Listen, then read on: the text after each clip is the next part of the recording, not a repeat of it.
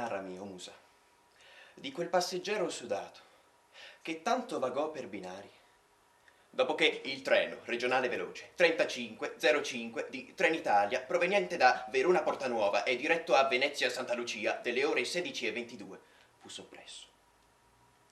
Narrami del suo ingegno multiforme e delle forme a cui il divino fu paragonato quando lo sentirono gridare: "Odio Trenitalia! Odio Trenitalia! Odio Trenitalia! Odio Trenitalia!" Ode a Trenitalia. A te, che sei la freccia che inargenta l'Italia da Bolzano a Reggio Calabria. A te che con il tuo vigore la fai arrossire da Torino a Venezia. A te che ti specchi nel mare Adriatico imbiancandolo con il tuo sguardo.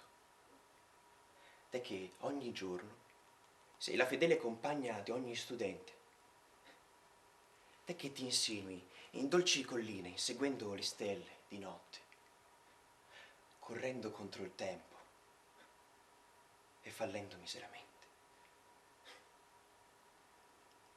A te che rifletti dai tuoi splendenti vetri, ok, dai tuoi vetri un po' opachi, la luce più calda del sole. E quel calore tu lo accogli, lo abbracci e lo doni a noi, dandoci il privilegio di pezzare e lasciare il segno sui tuoi morbidi sedili blu. Ode a Trenitalia. Te che arrivi 30 minuti in ritardo alla coincidenza, ma tanto anche l'altro treno è 30 minuti in ritardo. Te che ti scusi sempre per il disagio.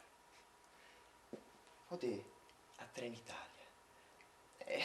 Alla tua acqua frizzante in lattina, ai tuoi panini gourmet, che di gourmet hanno solo il prezzo. Ode a Trenitalia. E ai tuoi bagni sfavillanti, che solo per entrare mi ha richiesto un atto di fede. E segue poi lo sforzo titanico nel rimanere aggrappato, agganciato, quando finalmente mi sono riuscito a piazzare e ho pronto a pisciare. Tu cambi direzione, io che schizzo in ogni dove con un getto evocato da Dio pagano dritto sulla mano. Lo so, non è da gran signore, allora mi giro, cerco il sapone, non c'è, apro il rubinetto, non va. Scusami, volevo restare calmo e non arrabbiarmi, scusa. Sai, in fondo devo ringraziarti, sì. In un'Italia che ha cambiato tricolore tra una zona gialla, rossa e arancione, tu ci sei sempre stata.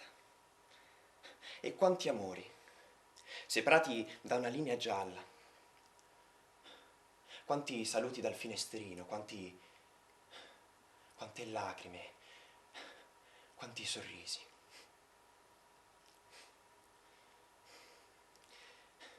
Davvero un gran bel servizio, grazie.